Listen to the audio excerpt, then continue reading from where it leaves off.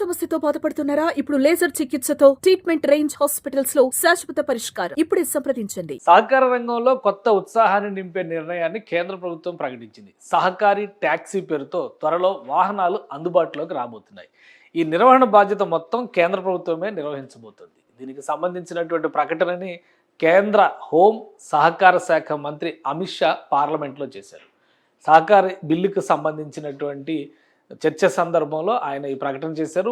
Ola, Uber తరహాలో ఇక నుంచి ప్రభుత్వ ఆధ్వర్యంలో నడవబోయేటువంటి సహకారి ట్యాక్సీలు ప్రజల రవాణా అవసరాలని పక్కాగా తీరుస్తాయనేటువంటి మాట అమిత్ షా ప్రకటించారు. దీనికి సంబంధించినటువంటి అంశాలని ట్వీట్ చేశారు. ఒకసారి చూద్దాం. అమిత్ షా చేసినటువంటి ప్రకటన ప్రధానంగా సహకారి బిల్లుని తీసుకొచ్చేటువంటి చట్టాన్ని, కొత్త చట్టాన్ని 2025 సహకారి యూనివర్సిటీని తీసుకొచ్చేటువంటి ప్రయత్నంలో భాగంగా చర్చ జరిగింది. అందులో అమిత్ షా ప్రత్యేకంగా ఒక ప్రకటన చేశారు. ఈ ప్రకటన సారాంశం రాబోయేటువంటి రోజుల్లో ట్యాక్సీస్ రాబోతున్నాయి, కోఆపరేషన్ అమాంగ్ కోఆపరేటివ్స్ అనేటువంటి కాన్సెప్ట్తో రాబోయేటువంటి రోజుల్లో ఇప్పుడు ఓలా, ఊబర్ ఎలా అయితే పెయిడ్ సర్వీసెస్ కింద తీసుకుంటూ వాళ్ళ యూజర్ ఛార్జెస్ వసూలు చేసి డ్రైవర్లు తమ సొంత వెహికల్స్ని అటాచ్ చేసి నడుపుతున్నారో అదే తరహాలో రాబోయేటువంటి రోజుల్లో సహకారి ట్యాక్సీ రాబోతుంది. దీనికి సంబంధించినటువంటి యాప్ని కేంద్ర ప్రభుత్వం డెవలప్ చేస్తుంది.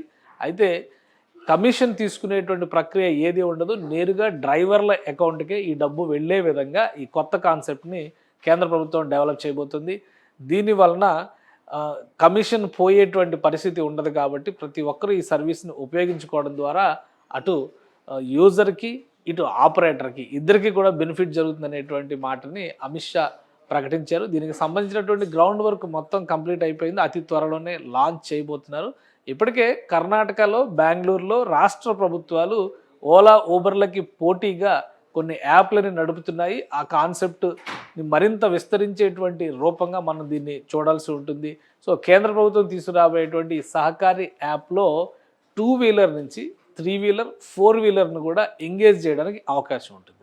అంటే ఈ లెక్కను చూస్తే ప్రైవేట్ ఆపరేటింగ్ యాప్స్గా ఉన్నటువంటి ఓలా, ఊబర్, ర్యాపిడో లాంటివి ఖచ్చితంగా ప్రతికూల పరిస్థితులు ఎదుర్కొనే అవకాశం, స్పష్టమైనటువంటి పోటీని ఎదుర్కొనే అవకాశం ఉంటుంది. ఎందుకంటే వాళ్ళు దానిలో పెట్టినందుకు ఛార్జెస్, యూజర్ ఛార్జెస్ వసూలు చేసేటువంటి పద్ధతి ఉంటుంది. కానీ కేంద్ర ప్రభుత్వం తీసుకురాబోయేటువంటి సహకారి ట్యాక్స్లో అలాంటి యూజర్ ఛార్జీలు వసూలు చేసే పద్ధతి ఏది ఉండదు. కాబట్టి పెద్ద ఎత్తున దీన్ని వినియోగంలోకి తీసుకురావడానికి సులువైనటువంటి మార్గంగా కేంద్ర ప్రభుత్వం భావిస్తుంది. సహకార రంగంలో అనేక విప్లవాత్మకమైనటువంటి మార్పులు తీసుకొచ్చేటువంటి క్రమంలో ఈ బిల్లుని లోక్సభ పాస్ చేసింది. ఈ బిల్లు ప్రకారం సహకార రంగంలో అనేక మార్పులు రాబోతున్నాయి. సహకార రంగానికి కావాల్సినటువంటి శిక్షణ, దానికి సంబంధించినటువంటి నైపుణ్యం, కెపాసిటీ బిల్డింగ్ కార్యక్రమాలను కూడా పెద్ద ఎత్తున కేంద్ర ప్రభుత్వం చేపట్టబోతున్నట్టుగా అమిత్ షా ప్రకటించారు. సుమన్ టీవీలో మీ పర్సనల్ అండ్ బిజినెస్ ప్రమోషన్స్ కోసం కింది నెంబర్కి కాంటాక్ట్ చేయండి.